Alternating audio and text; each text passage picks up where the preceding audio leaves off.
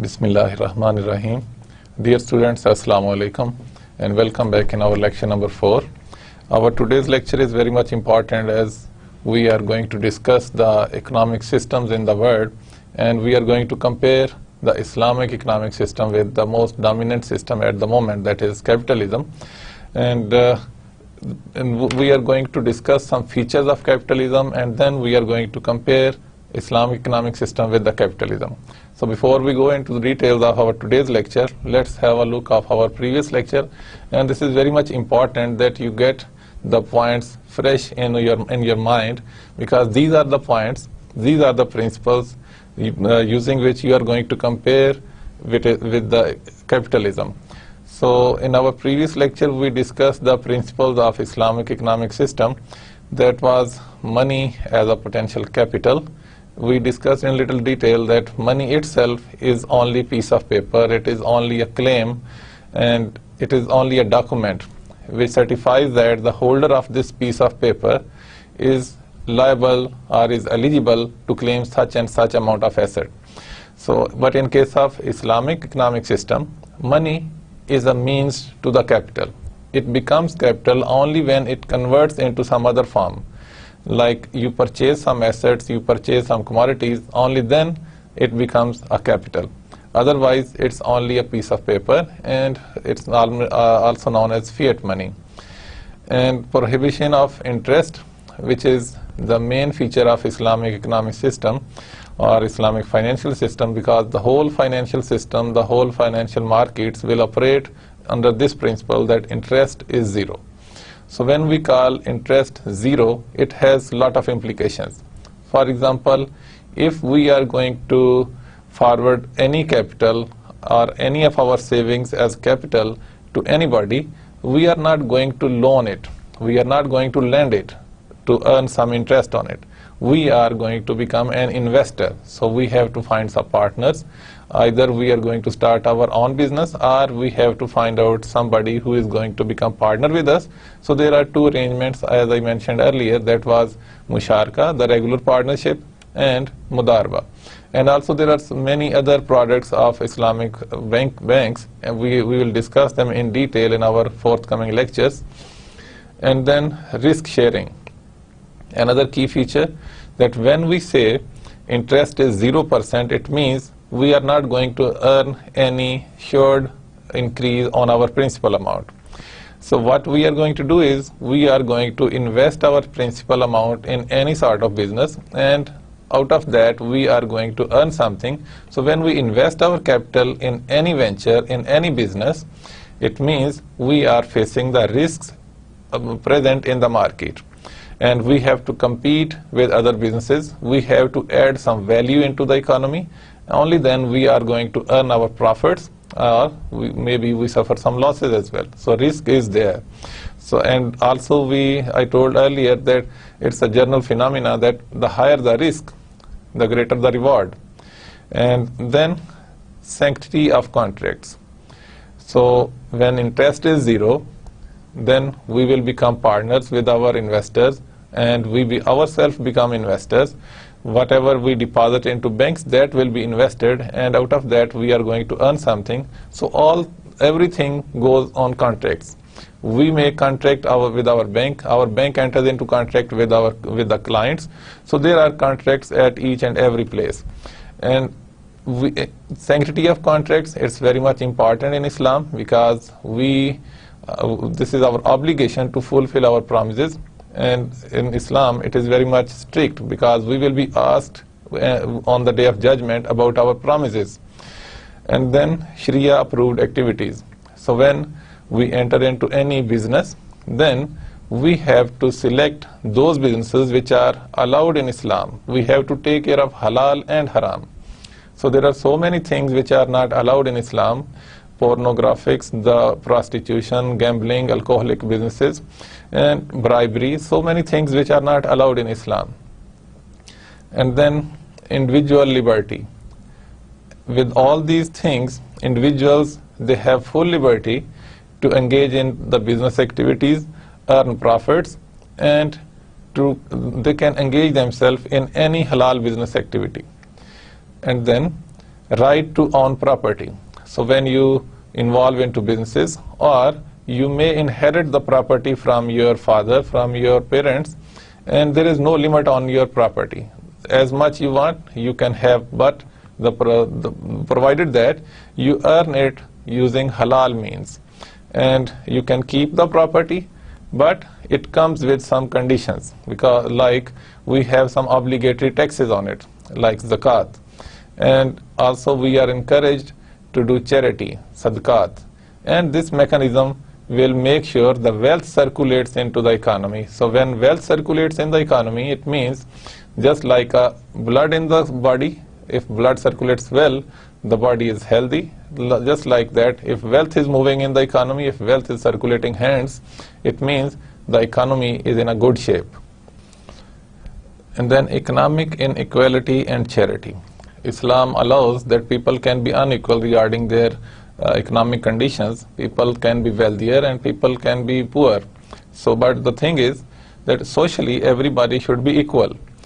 And the difference, difference in the wealth, it doesn't lead towards the classes. It doesn't mean that a wealthier is a higher class and a poor is of a lower class. The ranks can be different, and it is only because the people can take others, the poor, into their labor. So labor and services should be available in the market.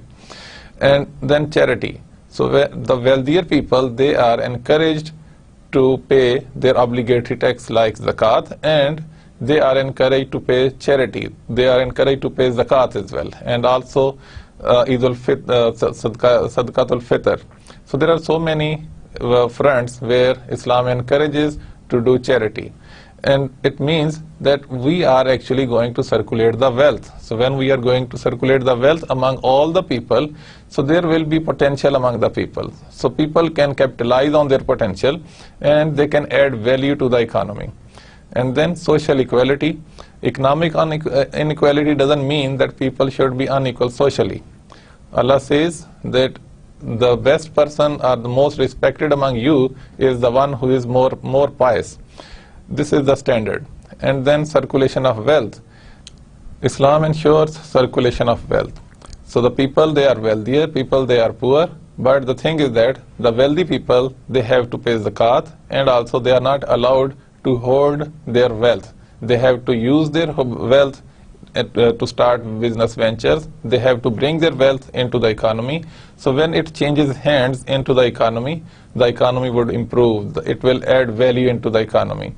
So circulation of wealth is also ensured, and this is among the key principles of Islamic financial system.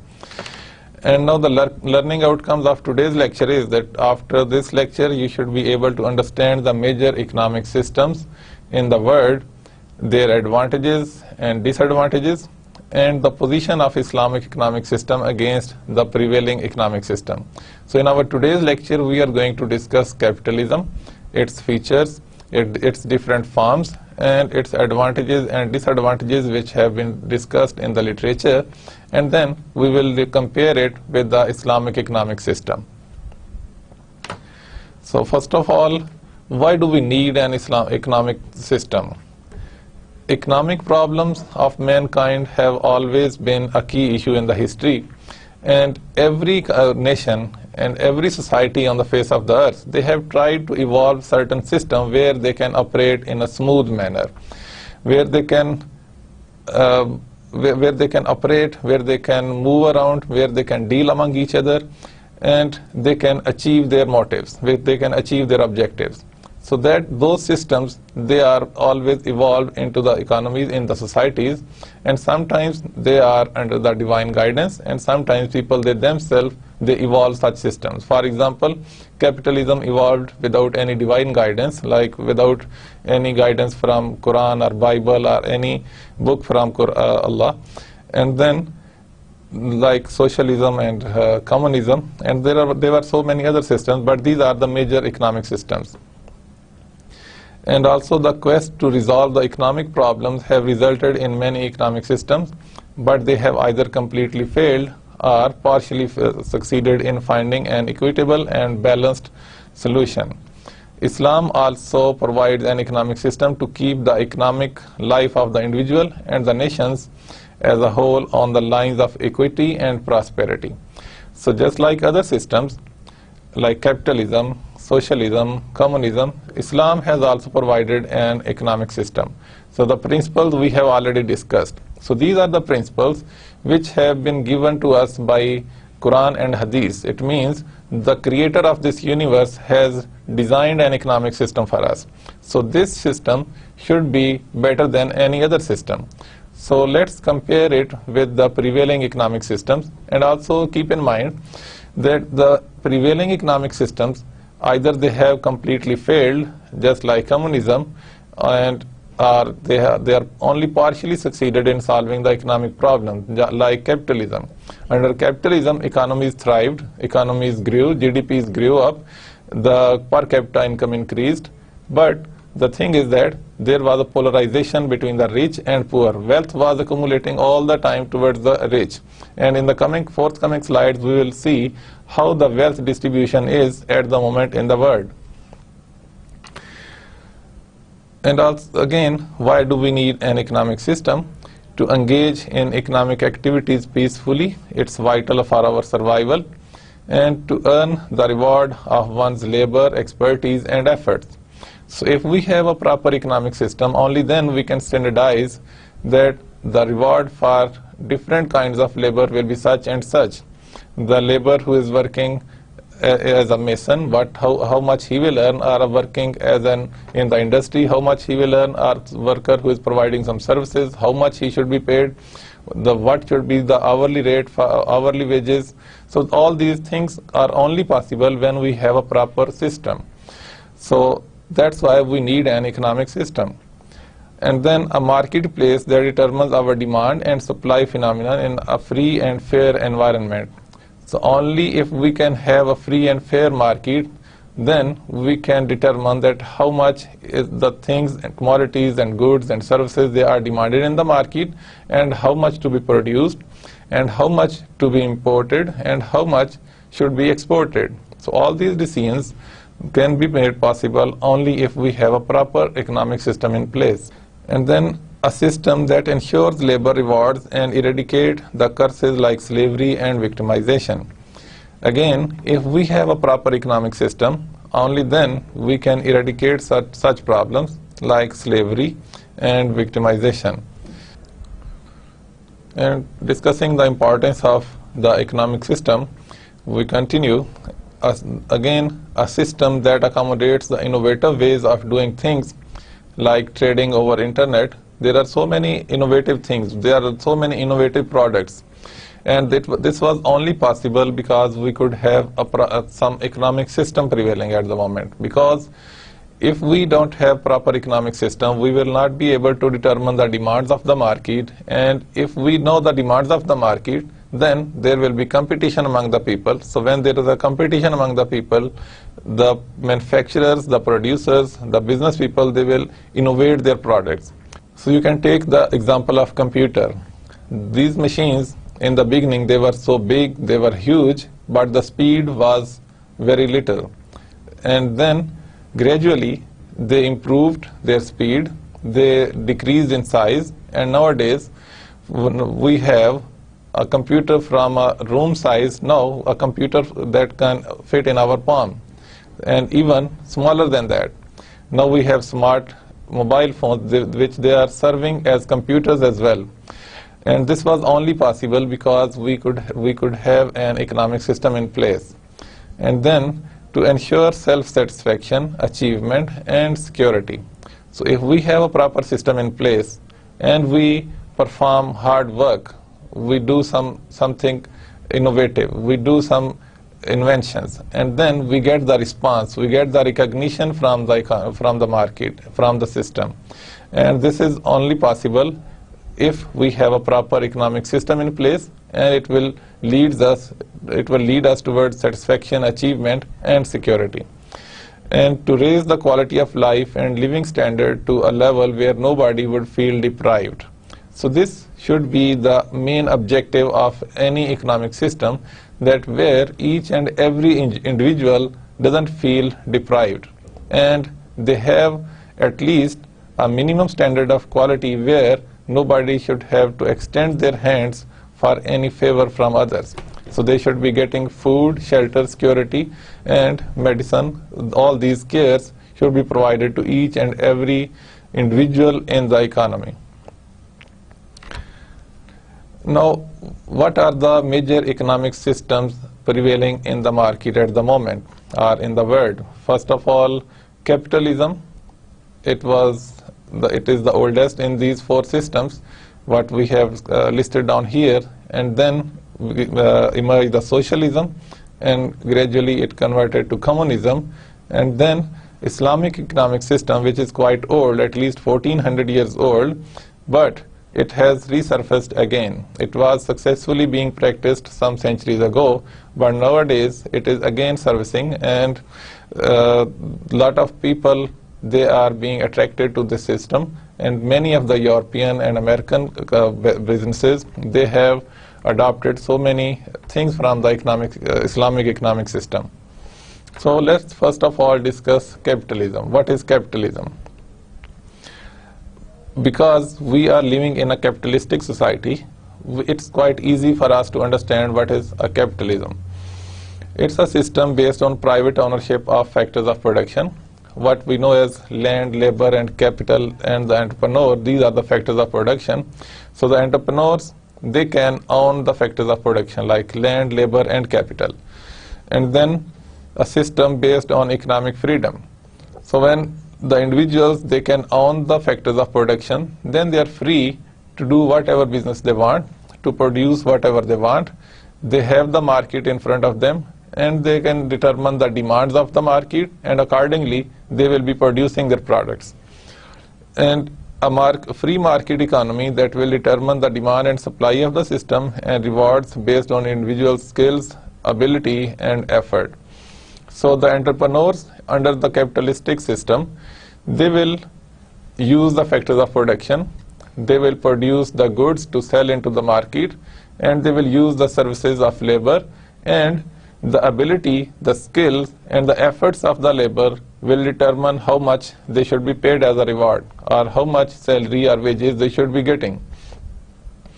And it's a system that operates more close to human psychology of ownership and liberty. So because this system provides liberty and there is no limit on ownership, so this is very much close to human psychology. This is our instinct that we want to own as much as possible. We want to put in our deposits in our bank accounts as much as possible. And this is our instinct. So this system is very much closer to this instinct. Whereas there is a difference in Islamic economic system, and we will discuss it in later slides. And then there are so many types of capitalism. Some of them I have listed here, and it depends on the degree of competition, role of the government interventions and regulations, and scope of public ownership. It all leads towards the various form of capitalism. The major one, they are the laissez-faire capitalism, welfare capitalism, and state capitalism. Laissez-faire capitalism it's an economic system where there is no intervention from anybody, no regulations, no intervention. Every individual, every business have full liberty, and they are allowed to do whatever business they want, and there is no restriction on their activities. It's an economic environment in which transactions between private parties are free from government restrictions like tariffs and subsidies, with only enough regulations to protect property rights. Property rights should be protected anyway. These are the basic ingredients of every successful system. So, except property rights, there is complete liberty, there is no restriction, no regulations, no taxes from the government, and this is laissez-faire capitalism. And whereas the welfare capitalism It refers to a capitalist economies that include comprehensive social welfare policies. Alternatively, welfare capitalism refers to the practice of businesses providing welfare services to the employees. And nowadays, we have seen a lot of regulations, lot of talks about the corporate social responsibility as well, and mostly in the Europe, such system is in practice. And then state capitalism. It is characterized by the dominance of state-owned business enterprises in the economy, as it is clear from the word state capitalism. So it is something which is run by the state, which is regulated by the state. So there are big corporations, they are controlled by the state, and it's an economic system in which commercial economic activity is undertaken by the state with management and organization of the means of production in a capitalist manner, maintaining the conditions of wage labor arising from centralized ownership. So it's a system which is bit controlled, and it is controlled by the government, and most of the organizations and the bigger corporations, they are under the government control, they are owned by the government, and they operate under certain restrictions. So these are some of the kinds of capitalism. And now we are going to discuss the advantages and disadvantages of capitalism. So there are so many advantages and there are so many disadvantages as well. So the proponents and the people who oppose such system, they have given their arguments. So let's discuss the advantages first. The proponents of capitalism argue that it creates more prosperity than any other economic system, and they claim that its benefits are mainly to the ordinary person. So because this capitalistic system, there is liberty and there is no limit on ownership, so the people, they are free to engage in any kind of business activity. So according to their potential, if they are provided certain opportunities, they can create value, they can add value to the economy, and the businesses, they can grow from the personal businesses to big corporations, and we have seen so many examples of it. And the smaller businesses, they merge together and they become bigger corporations. And now, according to the proponents of capitalism, they produce such figures that it really contributes toward the economy. So now let's see what's the world GDP per capita between 1500 and 1998. In these almost 500 years, it is expressed in 1990s international dollar. And if you can see here, this is the per capita income, and this graph is derived from the data in table B18 of the world GDP and table B10 of the world population. It's published in the World Economy, a millennial perspective by Angus Madison, OECD Paris. It was published in 2001. So you can see here, in 1500, the per capita income was around $500 per annum, and then it continued same until 1700 years, and then up to almost 1820, and then the industrialization started. So after the industrialization started, there is an exponential growth in the per capita income. You can see here, and with the industrial revolution, capitalism was established at that time. So you can see here the income started increasing, and now it is supposed to be around $6,000 per annum. And the figures after that, they are missing here. So we borrowed this graph from the website. The link is also given here. And you can see the merits or the advantage here of the liberty provided to the people and their right to own properties. So if you control the liberty, then maybe people would not work that hard as if they could do to achieve something. If they have their own objectives, but there are certain restrictions, then they may not be able to achieve their objectives. So if they are not able to achieve their objectives, so then there is no attraction to do that job. So since they could earn a lot and they could contribute a lot, so we can see a great improvement in the per capita GDP.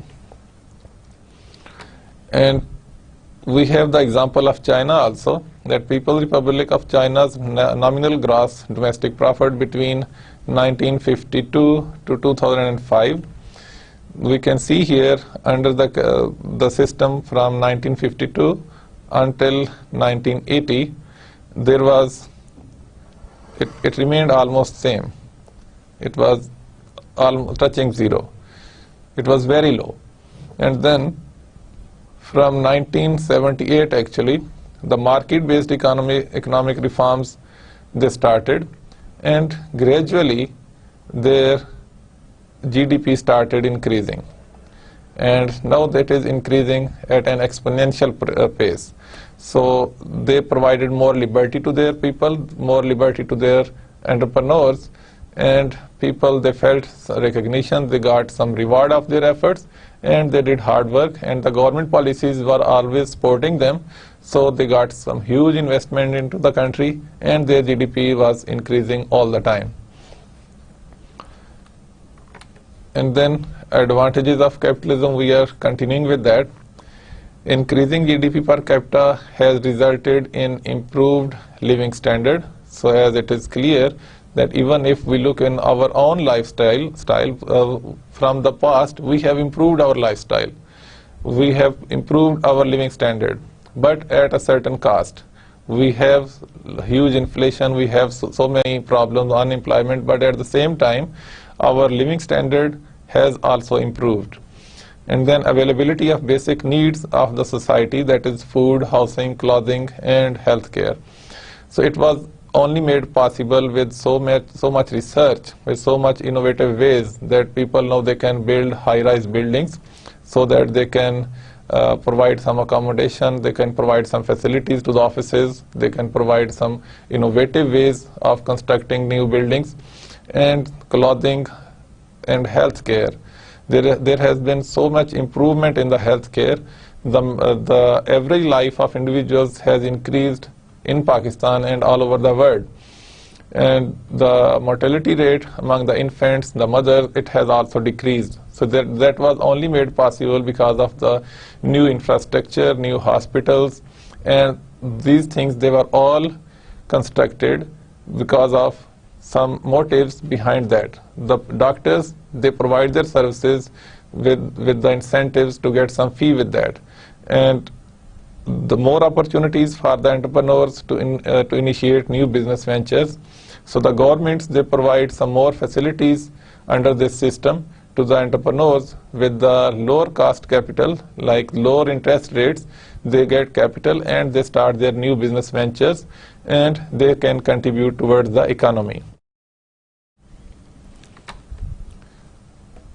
And if we can summarize different aspects of advantages, one is that right to own factors of production. Individuals, they can own factors of production, they can use them in innovative ways, and they can approach the markets, they can introduce some new products, they can innovate the things, they can invent the things, and it can add value to the economy. And then profit maximization. So this is again an advantage in capitalism, that people, they can maximize their profits. It can be taken in a negative sense as well, that on any cost, for example, in case of life-saving drugs even, people, they charge very high profits. So profit maximization is possible under the capitalistic system, and it comes at the cost of life even. And then economic freedom. There is complete economic freedom, there is free market and competition, and if the competition is healthy, it can lead toward economic growth and innovation. But if the competition is not healthy, we will discuss it in the disadvantages of capitalism, then it can lead toward the destruction of the small businesses and certain values as well. And also capitalism evolved banking and financial institutions and markets for smooth international transactions. So whatever financial system we see at the moment, it has evolved under capitalism. So there have been so much sophisticated infrastructure that nowadays transactions, they have become very much rapid.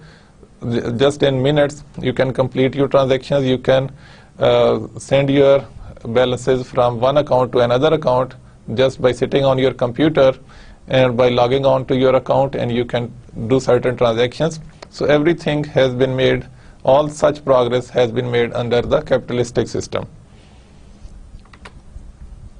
And now disadvantages. So first of all, the main disadvantage is that it has created classes. It has created two classes, which is the people with wealth and the poor. And there is a middle class as well. And there are so many classes. So we can see in this figure, there are some disparities in distribution of wealth. So these are some figures, facts and figures from the American economy. It's the actual US distribution of wealth data from Holder and Ariely 2011. So you can see here the wealth, more than 80% of wealth is owned by only 20% of the population. And then in the middle class, they own about 5 to 6%, and they are about 60% of the population. And the poorest of them, they own only about 1 to 2% of the total wealth. So this is the wealth distribution in a capitalistic society, and in America, in US, where capitalism is performing quite successfully, maybe better than any other part of the world. So you can see here the disparities in distribution of wealth. And this is only because there is an inherent default in the capitalistic system that people, they have no restriction on accumulation of wealth. They are free to accumulate, they are free to own as much property as they want, and they are not forced, there is no restriction, and they are not encouraged to help poor. There are certain exceptions. There are certain exceptions. For example, there are so many corporations, there are so many individuals who take up so many good things. They are famous in charities, and wherever there is a disaster, they approach there, they help the people, they help the victims there. But in the overall system, when we see a lot of disparities in wealth distribution, and this is because the people, they want to maximize their wealth, they want to maximize their profits, irrespective of what is happening to the lives of the people, to the lifestyle of the people.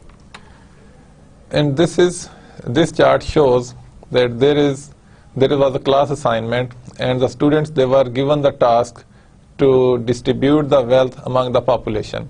So there were 10 different groups of students. This study was conducted by Linsel Urbano with different student groups.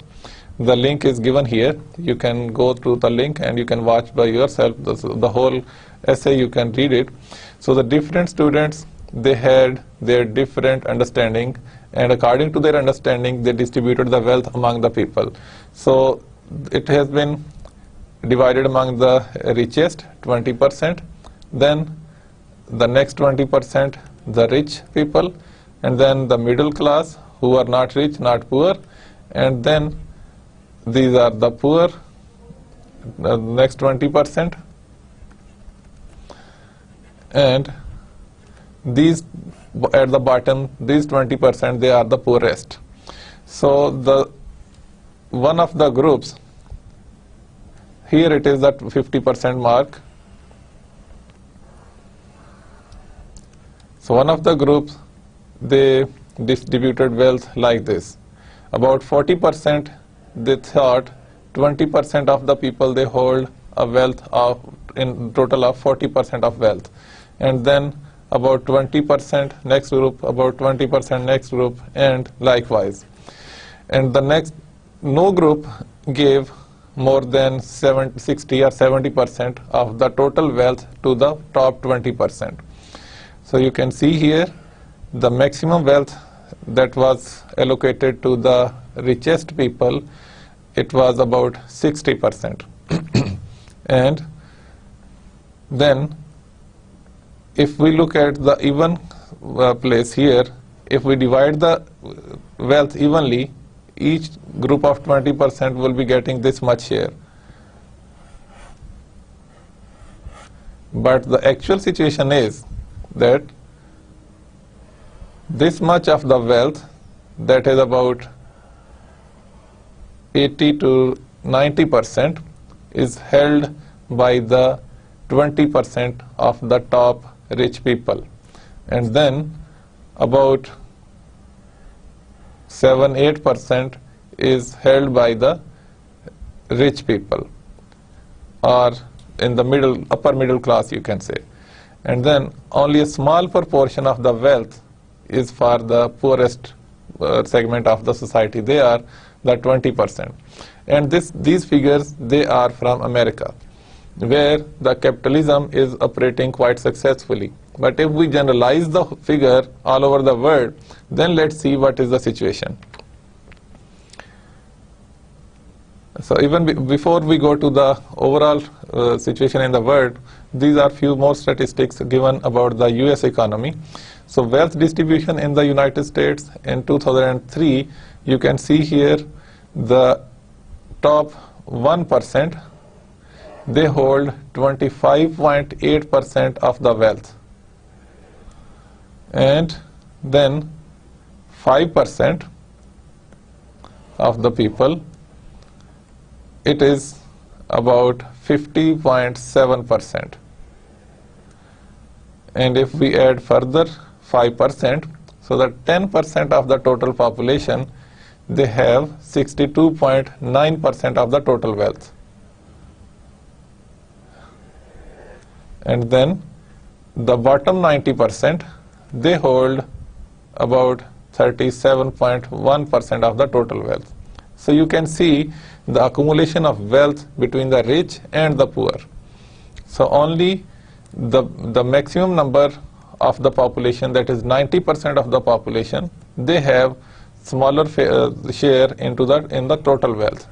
And this class, maybe they are the laborers, and they are the workers providing different services, and they are unemployed people, they are the people who can't do any jobs. There may be some women as well. So this segment of the society is, you can say, the most neglected or the most deprived part of the society. And then global distribution of wealth. Those figures, we can say they were quite fair, even if the disparity was so huge. But still, the bottom part of the population, they also had something. But now if we look in the global perspective, from all over the world, if we accumulate the whole wealth and then divide it between the rich and poor, then let's see what is the situation. So you can see here, top 0.001% of the population, they have 30% of the total wealth. And then the next 0.01%, they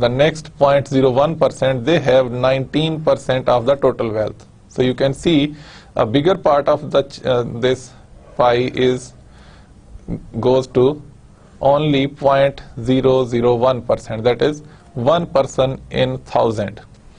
Okay, then the next 1% in 100 people has 19% of the global wealth.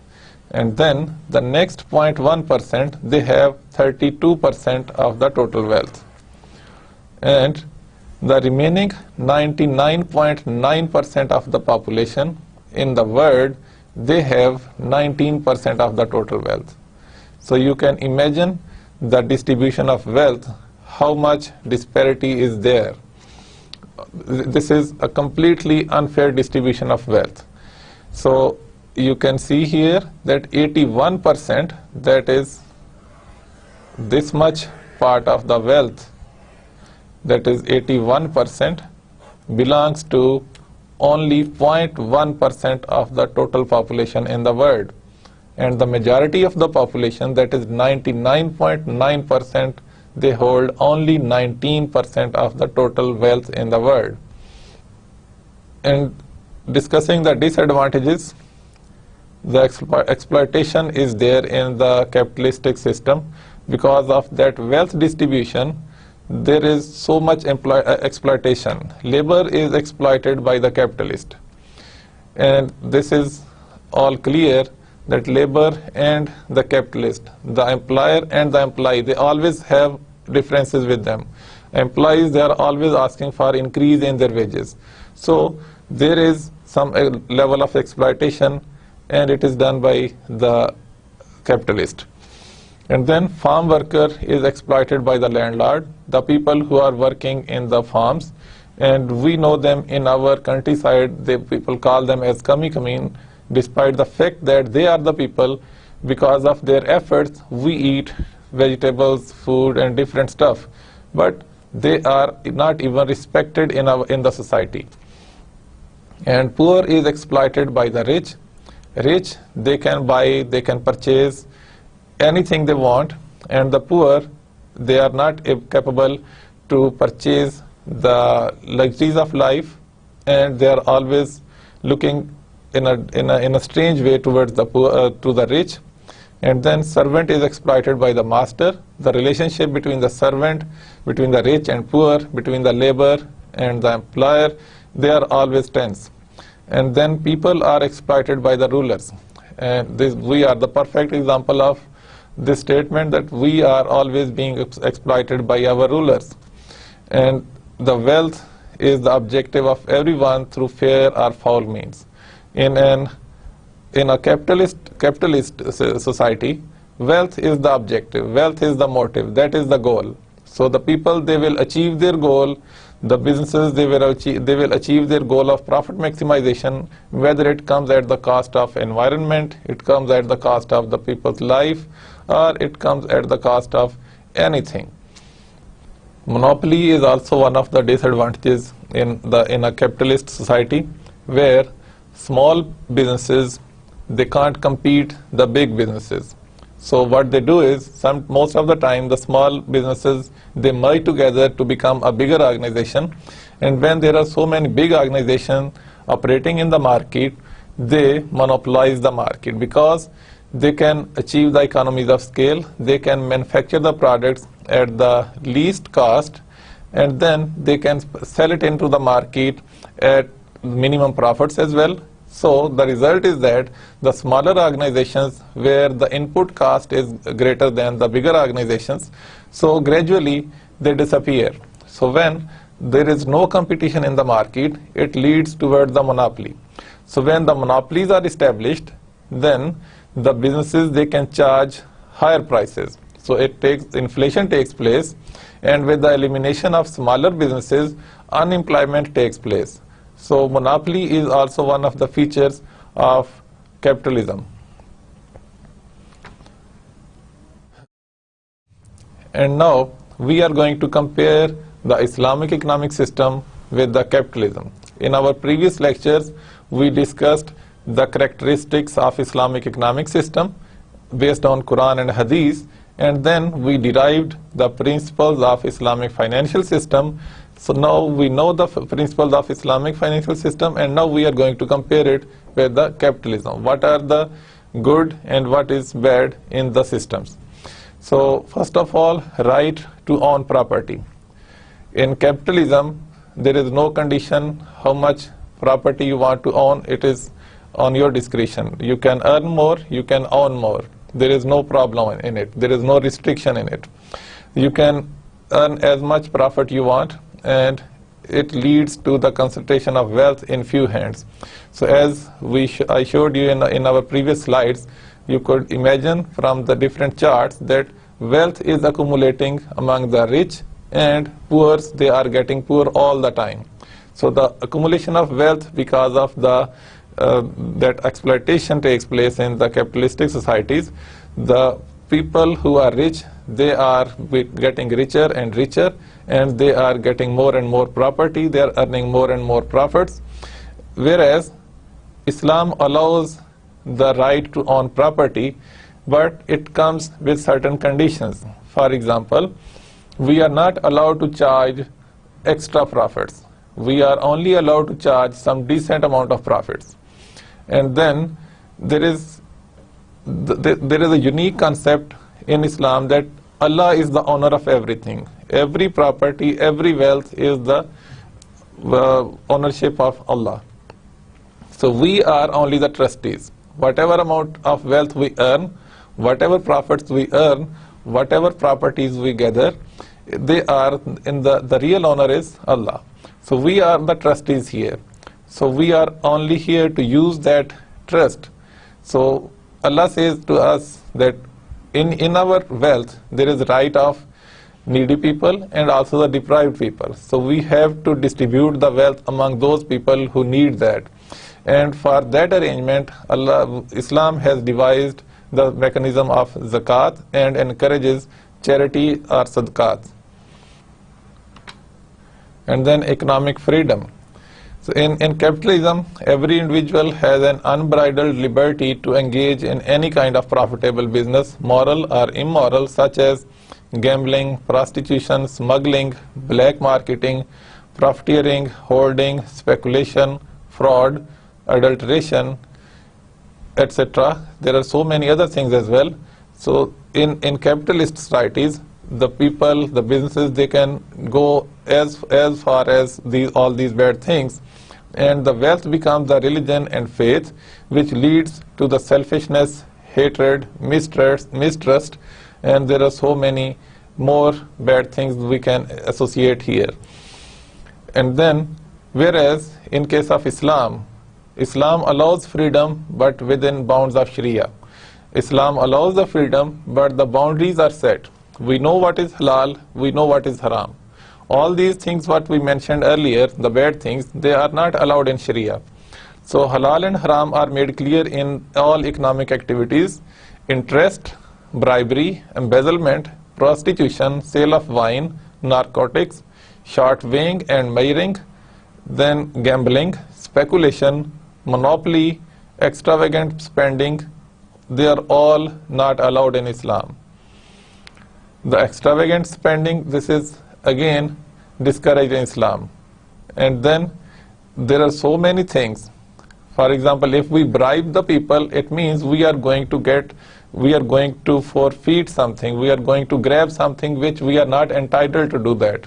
So all immoral things, we are not allowed to do that. No business is allowed to manufacture or to produce certain things which are not good for the society at large and also for the individuals. Narcotics, prostitution, gambling, every such thing is not allowed in Islam.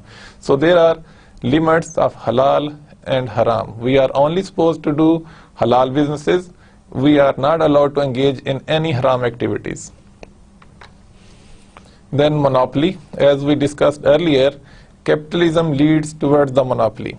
The greed to earn more and more profits leads towards the bigger and bigger businesses, and when the businesses they grow bigger enough, they can control the markets and they can charge higher prices and they can eliminate the smaller businesses, which has lot of implications like inflation, unemployment. And then if we look into the Islam, in Prophet ﷺ says, whoever monopolizes, he is a sinful. So monopoly is an act of sin. So in Islam, it is forbidden. So when there is no monopoly, there is free competition in the market, there are new businesses entering all the time into the market. So the success rate of smaller business organizations will be higher than in the capitalistic form of businesses. In capitalism, almost more than 85% of the small and new businesses, they fail within the first 3 years of their life. So whereas Islam encourages competition and it discourages anything which is immoral, which is haram, and that can lead towards inflation or unemployment, those practices, they are not allowed in Islam. And then institution of banking and interest. There is a huge difference between the point of view of capitalism and Islam. Capitalism encourages the banking system, what we are seeing at the moment, with certain interest rate into it. The people who save, they deposit their savings into the banks, and the banks then forward those savings as a loan to the people, to the businesses. And again, the people who have big businesses, if they take any loan, it is easier for them to take any loan from the banks, and they become more and more successful. Whereas a person who doesn't have good repute regarding their financial position, and they don't have enough mortgages, they don't have enough properties to pledge, they are not even to get loans from the banks. So the smaller businesses, they are discouraged right from the beginning. So, and then Islam categorically condemns the institution of interest, and every business which has the phenomena of interest, it is not allowed in Islam. So what does it mean? Whatever wealth we have, whatever savings we have, that is all capital. We cannot deposit our saving in any account and we earn a fixed interest rate on it. Whatever savings, whatever capital we have to invest it in the market, either through the mechanism of banks or directly into the market. We become partners with the people, or we provide our capital and use the services of entrepreneurs. And then there are different mechanisms to share the profits. And exploitation, as the accumulation of wealth leads towards exploitation. As I mentioned in our previous slides, that the rich exploit the poor, employer, they exploit the employees, and the landlord exploit the laborers. So all these things are there in the capitalistic societies, and we watch them in our daily life. Whereas Islam strictly prohibits every tool of exploitation, such as usury, bribery, gambling, etc. The weaker classes of the society, like women, orphans, slaves, laborers, tenants, consumers, they have been protected against their exploiters through legislation by Islam. For example, the properties of orphan. Quran clearly says that don't devour properties of orphans, rather do trade. So instead of targeting the properties using illegal means, Islam encourages us to engage in some business activities such that we can earn profits and we can achieve the motives, we can achieve our objectives. And the distribution of wealth. So we could see that under capitalism, distribution of wealth was not fair. In 99.9% of the people of the whole world, they own only 19% of the wealth, whereas only 0.1% of the total population in the world, they own also more than 81% of the total wealth. So you can see the disparities in the distribution of wealth. So whereas Islam ensures fair and equitable distribution of wealth and economic resources, system of zakat and sadaqat is in place, hoarding of wealth is prohibited. So the system of sadaqat and zakat, they will ensure that at least certain portion of wealth will circulate among the society.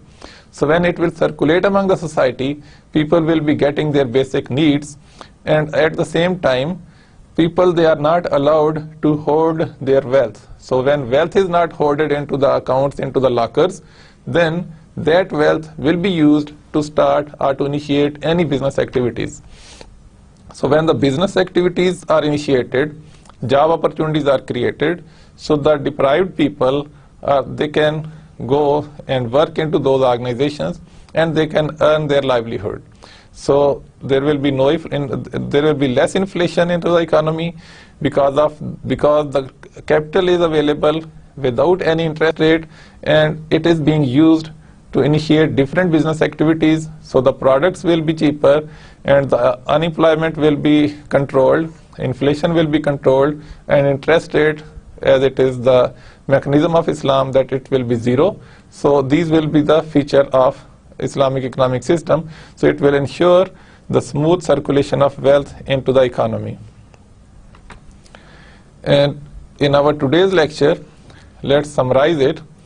We discussed different economic systems in the world, like capitalism and Islamic economic system. Islamic economic system at the moment is a new phenomena in the world economy, but it is getting popular all over the world. The growth rate of Islamic financial system is better than the conventional banking system or the conventional financial system. And capitalism and its different forms we discussed. And then we discussed the advantages and disadvantages. And we saw that there has been exponential increase in the per capita income of the population. Whereas we discussed the disadvantages that were the exploitation, monopolies, unequal and unfair distribution of wealth, and etc. And then we compared the capitalism with Islamic economic system briefly, and we saw that all the ills of capitalistic societies, they are addressed in Islamic economic system. And then in our forthcoming lecture, we are going to discuss the socialism and Islamic economic system, and then we will summarize that how Islamic economic system is better or feasible than the systems of capitalism and socialism or communism. So that's all for today's lecture. Inshallah, see you in next lecture. Till then, Assalamu alaikum.